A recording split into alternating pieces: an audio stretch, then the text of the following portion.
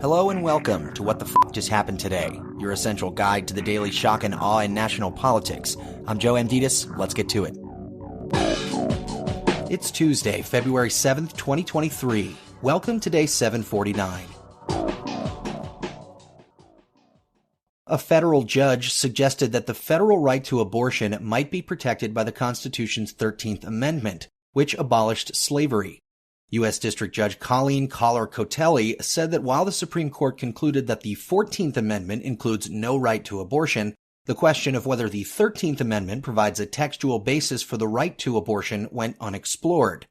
In a pending criminal case against several anti-abortion activists, the judge asked prosecutors and defense attorneys to address whether the scope of Dobbs is in fact confined to the 14th Amendment, and whether, if so, any other provision of the Constitution could confer a right to abortion as an original matter, such that Dobbs may or may not be the final pronouncement on the issue, leaving an open question.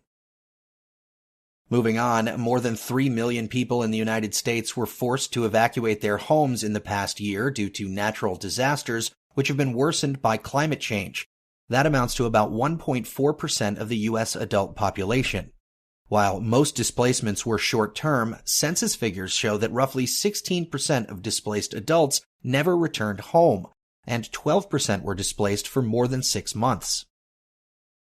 Meanwhile, the chair of the Federal Reserve, Jerome Powell, said the process of getting inflation down has begun, but that it's going to take time and that the Fed may continue to increase interest rates.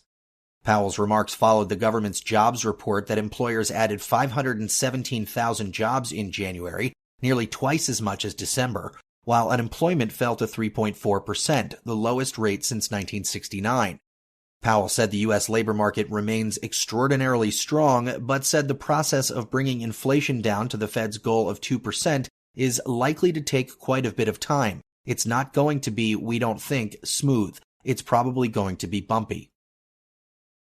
And finally, Joe Biden will deliver his second State of the Union address tonight.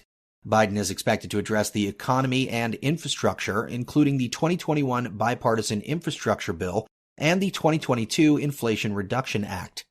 He's also expected to mention raising the debt ceiling, which House Republicans have refused to do without additional cuts to federal spending. Biden, who turned 80 years old in November, will be the oldest president to ever deliver a State of the Union address. That's all for now. You can find the links and sources for all of these stories on the main website.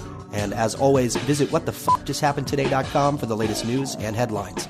Until next time, I'm Joe Amditis.